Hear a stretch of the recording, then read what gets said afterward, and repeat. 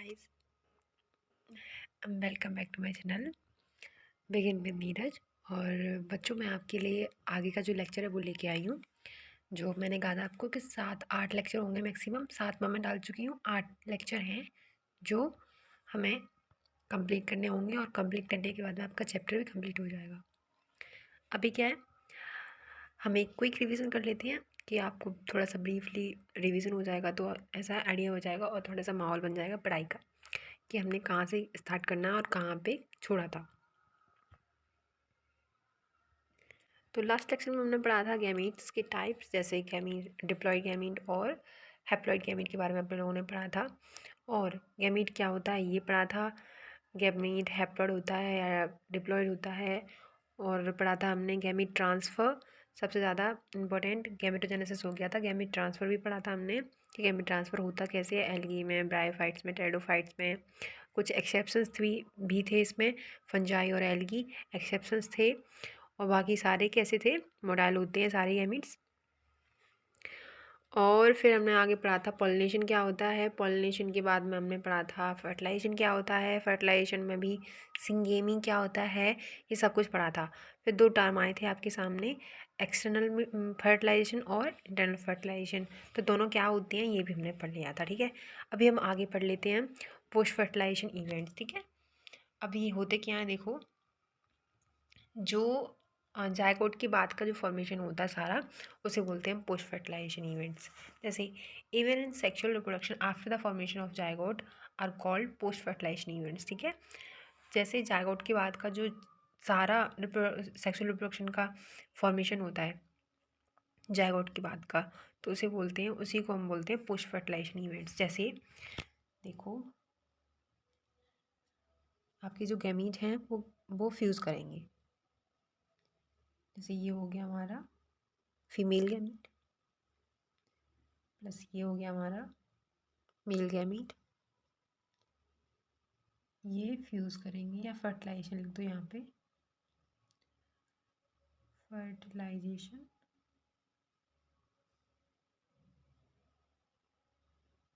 Okay, fertilisation होने के बाद में ये जायगोट का फॉर्मेशन बनाते हैं,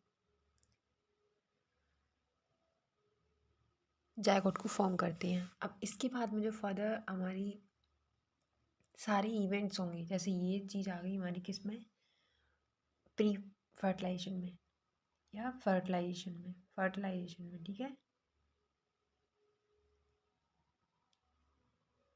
ये हमारी आ गई फर्टिलाइजेशन में। उससे पहले की जो होती है, जैसे आपके गैमीट कैसे बनते हैं कैसे नहीं बनते हैं, वो सब आता है आपका प्री फर्टिलाइजेशन में। ये फर्टिलाइजेशन में आता है। अब इसके बाद की जो जायगोट के बाद की प्रोसेस होगी उसे बोलेंगे हम पोस्ट फर्टिलाइजेशन, पोस्ट फर्टिलाइजेशन, ठीक है। इतना तो आप समझ गए होंगे। अब पढ़ लेते हैं कि है क्या एक्चुअल में। जैसे D zygote, formation of diploid zygote is universal in all sexually reproducing organisms। देखो, फॉर्मेशन ऑफ डिप्लॉयड जायगोट, हमेशा याद रखेंगे आप कि जायगोट डिप्लॉयड होता है हमारा, ठीक है। Zygote is universal in all sexually reproducing organisms. As it is line भी वो रख सकती है एनसीईआरटी, क्योंकि आपको पता है सारी जो लाइंस हैं आपकी बार 2022 में सारी लाइंस रखी थी उन्होंने एनसीईआरटी की, और स्टेटमेंट वाइज क्वेश्चन बना दिए थे उन्होंने, ठीक है। तो कैसे भी स्टेटमेंट वाइज क्वेश्चन भी बन सकते हैं। तो आप चाहे बीएससी नर्सिंग के एक्सपायरेंट हों या फिर आप नीट के हों, तो आप लाइन को ध्यान से पढ़ें, ठीक है। तो फॉर्मेशन ऑफ डिप्लॉयड जायगोट, यहाँ पे वो हैप्लॉयड भी कर सकता है। Zygote is universal in all sexually reproducing organisms. In organisms with external fertilisation, वो ऑर्गेनिज्म जो एक्सटर्नल फर्टिलाइजेशन करते हैं, मतलब बाहरी फर्टिलाइजेशन करते हैं। Zygote is formed in a external medium. अब वो क्या है, जायगोट कहाँ बनता है, फिर वो बनता है एक्सटर्नल मीडियम में, मतलब यूजुअली वाटर, मतलब ऐसे वाटर बोल सकते हैं या फिर बोल सकते हैं लैंड बोल सकते हो, ऐसे बोल सकते हो, लेकिन एनसीईआरटी ने बोला यूजुअली वाटर, ठीक है। Where as in those exhibiting internal fertilization, zygote is formed inside the body of the organism। तो exhibiting मतलब जहाँ पे एक्सटर्नल में वाटर मीडियम में बनता है, तो जो इंटरनल में कहाँ बनेगा, बॉडी जो ऑर्गेनिज्म है उसकी बॉडी में बनेगा, ठीक है, inside the body of the organism. Internal fertilisation में जो हमारा जायगोट होगा वो कहाँ बनेगा, बॉडी के अंदर, मतलब एक ऑर्गेनिज्म की बॉडी के अंदर, ठीक है। Further development of zygote depends on the type of life cycle of organism has and the environment it is exposed to.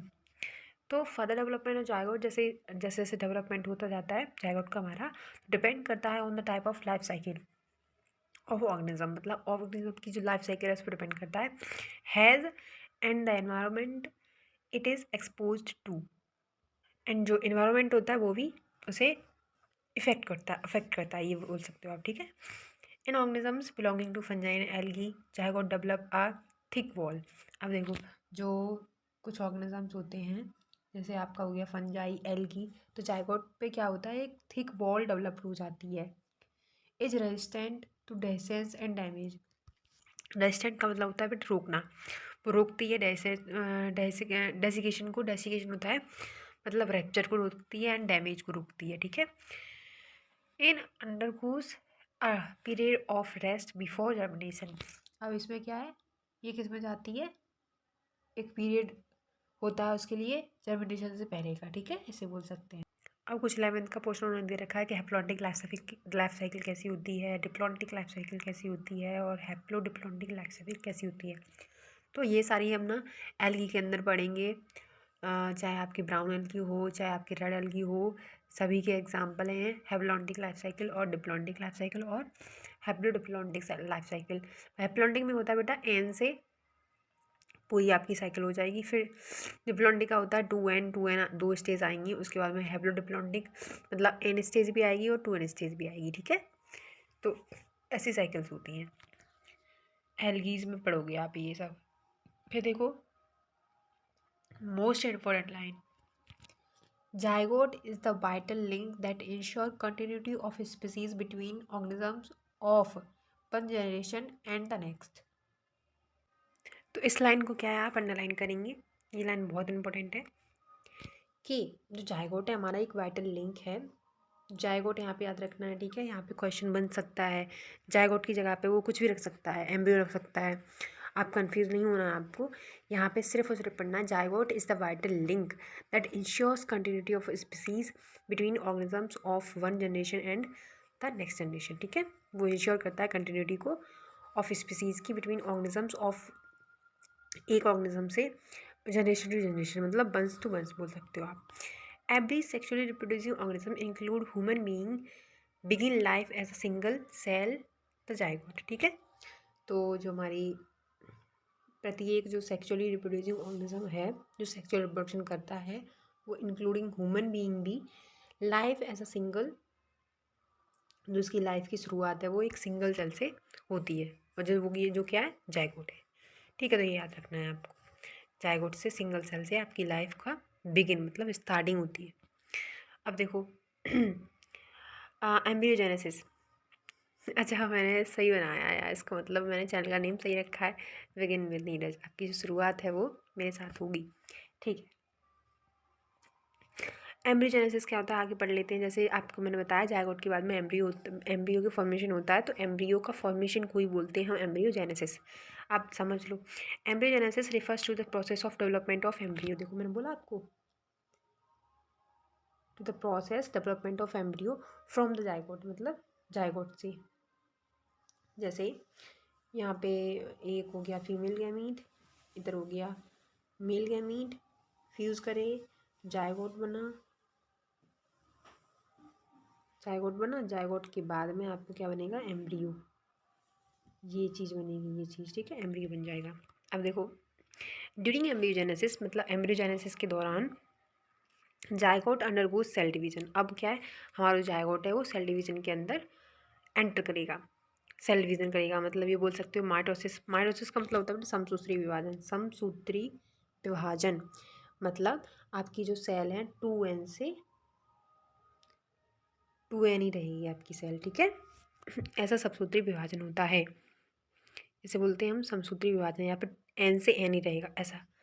फिर देखो एंड सेल डिफ्रेंशिएशन, अब डिफ्रेंशिएशन का मतलब होता है सेल डिवीजन का मतलब होता है बेटा सेल डिवाइड करता है, ठीक है। और और सेल डिफरेंशिएशन का मतलब होता है कि आपका जो सेल है वो एक स्पेशलाइज्ड फंक्शन को हेल्प करेगा या फिर बढ़ावा देगा उसी को, या फिर मॉडिफिकेशन बोल सकते हो उस सेल में। तो उससे क्या ऑर्गेनिज्म बन जाएगा, आपका ऑर्गन बन जाएगा, टिश्यू बन जाएगा। तो इसे बोलते हैं हम सेल डिफरेंशिएशन, ठीक है। While cell division increase the number of cells in the developing embryo. अब देखो उन्होंने बता दिया कि सेल डिवीजन है क्या, कि cell division increase in number of cells in the developing embryo. Cell differentiation अब बता रहे हैं वो, सेल डिफरेंशिएशन क्या है। तो cell differentiation helps group of cells to undergo certain modifications. देखो मैंने बोला certain modifications to form specialised tissues, ठीक है, to form specialised tissues and organs to from an organism. तो वो क्या करता है, एक स्पेशलाइज्ड फंक्शन रखता है अपने पास में, या फिर मॉडिफिकेशन करता है एक सेल का, सेल डिफरेंशिएशन, जिससे सेल क्या टिश्यू में बदल जाती है, और टिश्यू से ऑर्गन, फिर ऑर्गन से ऑर्गेनिज्म, ठीक है। You have study about the process of cell division and differentiation in the previous classes. अब ये आपका 11th क्लास का पोर्सन है कि आप सेल डिवीजन, सेल डिफरेंशिएशन, तो आप cell the unit of life में पढ़ेंगे, और उससे आगे जो चैप्टर है सेल डिवीजन, ये 2 चैप्टर हैं, आप इसमें पढ़ लोगे ये सारी चीज़ें, ठीक है, सेल डिवीजन और सेल डिफरेंशिएशन। फिर देखो आगे देखें,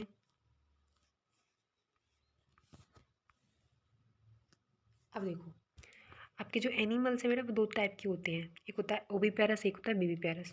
देखो 2 चीज़ कैटेगराइज किया है एनिमल्स को,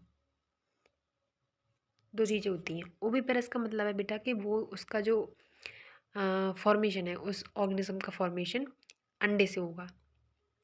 मतलब आपको पता ही अंडा तो वैसे भी होता है, हम भी अंडे से बने हुए हैं, हम भी एग से बने हुए हैं।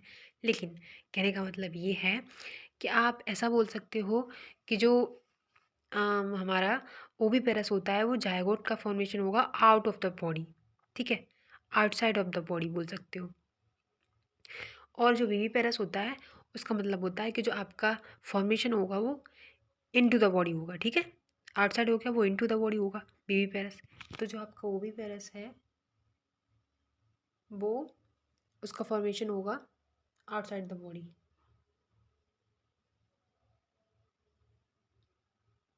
आउटसाइड द बॉडी, जायगोट का फॉर्मेशन।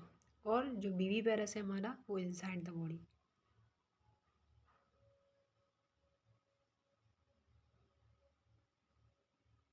द बॉडी, जायगोट का फॉर्मेशन, ठीक है। इसके मैं सिंपली एग्जांपल दे देती हूँ आपको ओबी पेरस के। जिनके कान नहीं होते हैं वो एग देते हैं, एग या ओवम बोल सकते हो, आप ऐसे बोल सकते हो, एग और ओवा ऐसे याद कर सकते हो, ठीक है। तो ओवी पेरस और ओवा या एग मतलब अंडे वो देते हैं जिनके कान नहीं होते हैं। जैसे मैं आपको एग्जांपल बता सकती हूँ, लिजार्ड्स होती हैं, लिजार्ड्स के आपको पता है कान नहीं होते, मतलब उनका स्ट्रक्चर नहीं होता कान का बाहर का। लिसनिंग वाली चीज़ तो होती है कि वो लिसन कर सकते हैं, लेकिन जो बाहरी स्ट्रक्चर होता है ना, जैसे अपने लोगों का कान का बाहरी स्ट्रक्चर होता है वैसे उनका नहीं होता। तो वो जितने भी जानवर होते हैं जिनके कान नहीं होते हैं वो ओविपेरस कहलाते हैं, और जिनके कान होते हैं वो विपेरस कहलाते हैं। अब एक्सेप्शंस हो सकते हैं, ठीक है, एक्सेप्शंस आर ऑलवेज देयर, तो एक्सेप्शंस हो सकते हैं, इसलिए। लेकिन मैं आपको बता रही हूँ जिनके वैसे मोस्ट ऑफ द एनिमल्स ऐसे हैं जिनके कान नहीं होते हैं, उन वो ओविपेरस होते हैं, उनके कान होते हैं वो विविपेरस होते हैं। मतलब जो ओविपेरस हैं वो डायरेक्ट यंग वन को बर्थ नहीं देते हैं, मतलब कि वो पहले अंडे देंगे, फिर उन्हें पालेंगे, परोसेंगे अंडों को, उसके बाद में वो एक यंग वन निकलेगा उसमें से। लेकिन जो हम बेबी पेरस होते हैं, बीवी प्रेस क्या होते हैं, वो डायरेक्टली एक यंग वन को बर्थ देते हैं, ठीक है, ऐसा समझ सकते हो आप। तो हम पढ़ लेते हैं आगे क्या है। जैसे जैसे animals are categorised into oviparous और viviparous based on whether the development of zygote takes place outside the body of the female parent और इनसाइड। अब देखो आउटसाइड भी हो सकता है और इनसाइड भी हो सकता है। तो जो जायगोट का फॉर्मेशन है वो कहाँ होगा, आउटसाइड होगा तो हो गया वो ओविपेरस, इनसाइड होगा फीमेल पेरेंट के तो वो होगा विवीपेरस। वेदर दे ले फर्टिलाइज्ड, ये क्या करते हैं, ले फर्टिलाइज और अनफर्टिलाइज्ड एग्स और give birth to young once.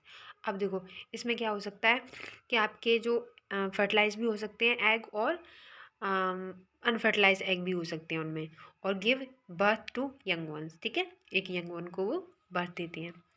In oviparous animals like reptiles and birds and fertilised egg covered by hard calcareous shells, ठीक है।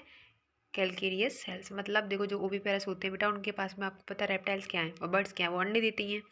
तो ऑब्वियसली बात है कि जो उनका अंडा होता है ना, उनकी जो आउटर लेयर होती है वो कैल्केरियस सेल्स की बनी होती है, मतलब कैल्शियम की बनी होती है। Okay, are laid in a shape place in the environment. अब वो आपको बताया कि जो आपकी जैसे छिपकलियाँ होती हैं या फिर लिजार्ड्स बोल सकते हो, और बर्ड्स होती हैं, पक्षी होते हैं, वो हमारे एक सेफ जगह पे अपने अंडों को रखते हैं, जिससे कि जो प्रेडेटर है या फिर कोई भी उन्हें हार्म ना पहुंचा सके। अब देखो हम लोग क्या होते हैं, हम तो अपनी बॉडी के अंदर रखते हैं, तो उसे हर वक्त कैरी कर सकते हैं, उसका ख्याल रख सकते हैं हर वक्त। लेकिन वो क्या होते हैं बेचारे, उनका क्या, उन्हें अंडा देना होता है, उनकी अंडे के बाद में उनकी सारी प्रोसेस शुरू होती है, मतलब उनका रख रखाव कैसे करना है, किसी कोई उसे फोड़ ना दे, कोई उन्हें उठा ना ले जाए वहाँ से, या फिर कहीं वो गिर ना जाएं, तो इसलिए वो सेफ़ जगह उनके लिए, सेफ़ प्लेस उनके लिए चूज़ करते हैं एनवायरनमेंट में, ठीक है। अब देखो जैसे मैं एक चीज़ आपको एग्जांपल देती हूँ, जैसे देखो कोयल और कौआ की कहानी तो आपने सुनी होगी, नहीं सुनी है तो मैं सुना देती हूँ। जो हमारी कोयल होती है ना, वो क्या है, अपने ये जो अंडे देने के बाद में खुद नहीं पालती है उन्हें, मतलब खुद उनका जो रख रखाव होता है वो नहीं करती है, जैसे। और जो हमारा कौवा होता है, वो क्या करता है, उसके अंडे खुद ही पालता है, मतलब उसके अंडे भी पालता है, खुद के भी अंडे पालता है। ऐसा होता है ना कि उनके जो अंडे होते हैं उनका साइज़ डिफरेंस कम होता है शायद, तो रखते क्या है, जैसे कि किसी कोयल ने अंडे दिए, तो वो क्या है, एक कौए के घोंसले को ढूंढेगी, उसमें अपने अंडे रख देगी।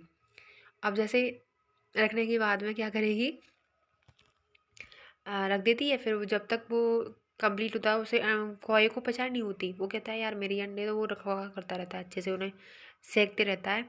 एक बोलते हैं हम लोगों में भाषा कि वो ना सेते हैं अंडों को, तब उसके बाद में बच्चे निकलते हैं, ठीक है, हर एक पक्षी सेता है अपने अंडों को। तो वो सीता रहता है, और जब बड़े होते हैं तब उसे पता चलता है यार ये तो मेरे अंडे हैं ही नहीं। अब मुझे एक बात पता नहीं आती, एक बात इसमें लॉजिक तो है यार, आपने ये क्वेश्चन नहीं किया लेकिन मैं क्वेश्चन कर देती हूँ कि कौन इतना बेवकूफ़ है कि उसके जो अंडे थे जितने अब जैसे हर किसी माँ को पता होता है कि मेरे इतने बच्चे हैं, मतलब इतने अंडे मैंने दिए हैं, ठीक है। अब कोयल क्या करती है इसमें, वो अंडे उसके निकाल के रख देती है, उस जगह पे अपने रख देती है, या फिर कुछ अंडे उसके रहने देती है, कुछ अंडे अपने रख देती है। मुझे आज तक इसका लॉजिक समझ में नहीं आया कि मतलब कोयल है, वो क्या कर रही है भैया, उसके अंडे को मार दे रही है या फिर अपने बच्चे को रख रही है, और हाफ उसके रख रही है, हाफ उसके रख रही है। और कौआ भी ऐसा ही है, इसका मुझे कुछ भी लॉजिक समझ में नहीं आया, ठीक है। मतलब आज तक मुझे समझ में नहीं आया कि करती क्या है कोयल, जिससे कि जो कौआ होता है वो भी कन्फ्यूज़ हो जाता है, मजबूर हो जाता है, या फिर उन्हें सेने के लिए, ठीक है, सेना बोलते हैं हमारी भाषा में, क्षेत्रीय भाषा है हमारी तो सेना, या फिर बहुत सारी भाषा भी होंगी और भी, तो उन्हें सेना बोलते हैं कि सेते हैं, मतलब गर्माहट देते हैं अपने अंडों को। आगे पढ़ लेते हैं हम। देखो after period of incubation, incubation का पीरियड मतलब होता है बेटा कि आपका जितना भी पीरियड था फर्टिलाइजेशन से लेके प्यूबर्टी तक, प्यूबर्टी नहीं बोल सकते, फर्टिलाइजेशन से लेके आपका जो डिलीवरी टाइम होता है वहाँ तक, उसे बोलते हैं incubation period. Young ones hatch out, मतलब जैसे इंक्यूबेशन पीरियड हो जाता है, जैसे कंप्लीट हो जाता है कि वो मैच्योर हो चुके हैं अंडे के अंदर, वैसे ही वो हैच आउट हो जाता है, मतलब बाहर निकल आते हैं अंडे से। On the other hand, in viviparous animals, majority of animals, including human being, the zygote develops into a young one inside the body of the female organism. अब जो हमारा जायगोट होता है वो डेवलप होता है बॉडी के, जो फीमेल ऑर्गेनिज्म होता है उसकी बॉडी के अंदर डेवलप हो जाता है, ठीक है। इसी को बोलते हैं हम viviparous. After attaining a certain stage of growth, the young one are delivered हो जाता है out of the body of the female organism, ठीक है। Because of proper embryonic care and protection, the chance of survival of young one is greater in viviparous organism.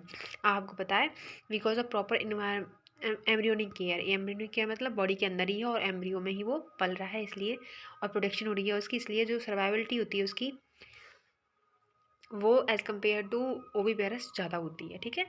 क्योंकि आपको पता है अपनी माँ है, अपने पेट में रखेगी अपने बच्चे को, कहीं भी जा रही है अपने साथ लेके जा रही है, कहीं छोड़ के नहीं जा रही है, तो उसे कोई डर नहीं है कि मतलब मैं कहीं भी कोई काम कर रही हूँ या फिर कहीं जा भी रही हूँ इवन, तो मेरा बच्चा मेरे साथ में है और मुझे कोई डर नहीं है उससे, ठीक है। तो ये सारी चीज़ें होती हैं हमारी ओविपेरस और बीविपेरस की। अब देखो, in flowering plants the zygote is formed inside the ovule. अब आपके जो फ्लावरिंग प्लांट के बारे में पढ़ेंगे कि जो जाइगोट होता है वो फॉर्म कहाँ पे होता है, इनसाइड द ओव्यूल के अंदर। अब ओव्यूल से बता देती हूँ मैं आपको, ओव्यूल से बनता है हमारा सीड और ओवरी से बनता है हमारा फ्रूट, ध्यान रखना। ओव्यूल फर्दर डेवलप होके क्या बनाता है, हमारा सीड बनाता है। और जो हमारा ओवरी होती है फर्दर डेवलपमेंट होके उसका फ्रूट बनता है, ठीक है। ये चीज़ें कुछ टर्म्स हैं, बेसिक चीज़ें हैं, आपको याद रखनी है। अब देखो आगे देख लेते हैं। After fertilisation the sepals petals and stamen of the flower wither बोलेंगे एंड फॉल ऑफ सॉरी। तो जैसे जैसे हमारा जो फर्टिलाइजेशन हो जाता है उसके बाद में क्या होता है, जो सेपल्स होते हैं पेटल्स होते हैं हमारे, सेपल्स पेटल्स क्या होते हैं, and stamens of the flower with fall of मतलब गिर जाते हैं। जैसे देखो सेपल्स बता देती हूँ मैं आपको, सेपल्स क्या होते हैं।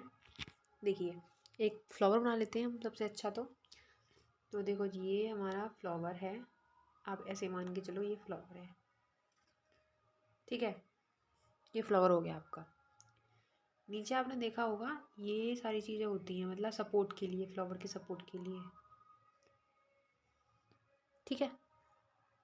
और ये हो गया हमारा जो फ्लावर की कली होती है, जैसे गुलाब की कली बोलते हो आप, गुलाब की जो कलियाँ होती हैं उन्हें निकाल के गुलाब जल बनाते हैं हम, उन कलियों को बोलते हैं हम पेटल्स, ठीक है। और जो सपोर्ट करता है नीचे से गुलाब को, ग्रीन ग्रीन सा आपने देखा होगा, गुलाब क्या है, रेड होता है, या मतलब होते तो यार बहुत सारे कलर हैं, मतलब इवन क्यों कर रही हूँ मैं, होते तो बहुत सारे कलर के हैं लेकिन हम यूजुअली उसे रेड कलर मानते हैं क्योंकि रेड कलर सबसे पहले फेमस हुआ था या फिर सबसे पहले आया था, ठीक है, ऐसे बोल सकते हो। उसके बाद में तो वो हाइब्रिडाइजेशन वगैरह करवा के उन्हें डिफरेंट कलर का बना दिया। अब देखो ये हो गया हमारा पेटल्स, और ये नीचे वो जो सपोर्ट करता है फ्लावर को, मतलब जो हमारे पेटल होते हैं उन्हें सपोर्ट करता है गिरने से झड़ने से, तो वो होता है हमारा सेपल। तो सेपल से याद कर सकते हो सपोर्ट के लिए, तो वो सेपल हो गए, और पेटल से मतलब पत्ती, पत्ती से समझ सकते हो आप, पत्ती बोल सकते हो। वैसे कैलक्स कोरोला वगैरह होते हैं, ये बोलते हैं हमारी साइंटिफिक रीज़न या फिर बॉटनिकल भाषा में। अब देखो तो ये हो गया हमारे दो चीज़, सेपल पेटल और स्टेमन। आपने मैं आपको बताया था कि जो हमारे एंथर थे बेटा, जो एंथर था हमारा, आपने देखा था एंथर,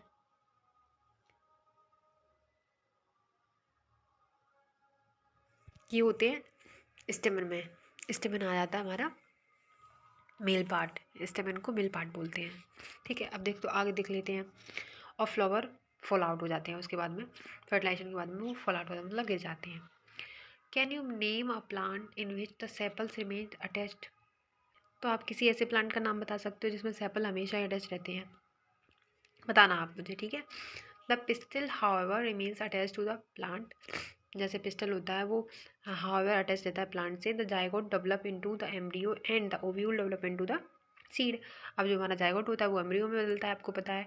और मैंने जहाँ जबकि अभी अभी बताया मैंने ने कि फर्दर डेवलपमेंट हो जाता है ओव्यूल का सीड में, और ओवरी का डेवलपमेंट हो जाता है फ्रूट में, which develop thick wall called pericarp that is productive in function.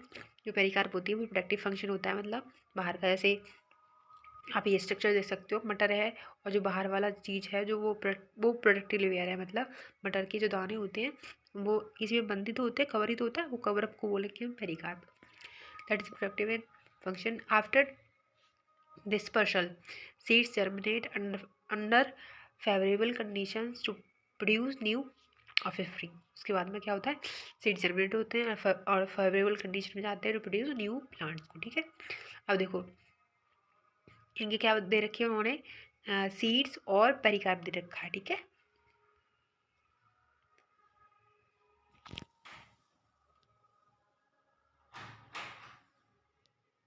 ये क्या आपका सीड है पेरिकार्प है, इसमें भी इधर ये सीड है, ये पेरिकार्प है बाहर का, और ये सीड है, ये पेरिकार्प है, ये सीड है, ये पेरिकार्प है। ठीक है, ये सारी चीज़ें हो जाती है। अब बताना इनको। Till then bye bye, take care. और आपको कोई भी डाउट हो तो मुझे बताना।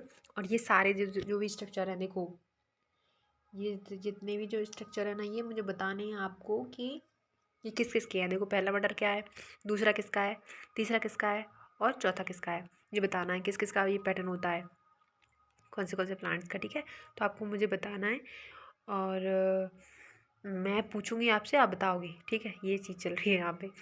और देखो सारा चैप्टर आपका ख़त्म हो चुका है। समरी देख लेते हैं एक बार, समरी क्या कह रही है। समरी में कुछ है तो नहीं, वैसे कोई नई चीज़ तो नहीं होगी, क्योंकि वो ही होता है सब कुछ। हाँ, कुछ न्यू चीज़ होगी तो मैं बता दे रही हूँ आपको, और है तो देख के एक बार कि कोई न्यू चीज़ तो नहीं है इसमें।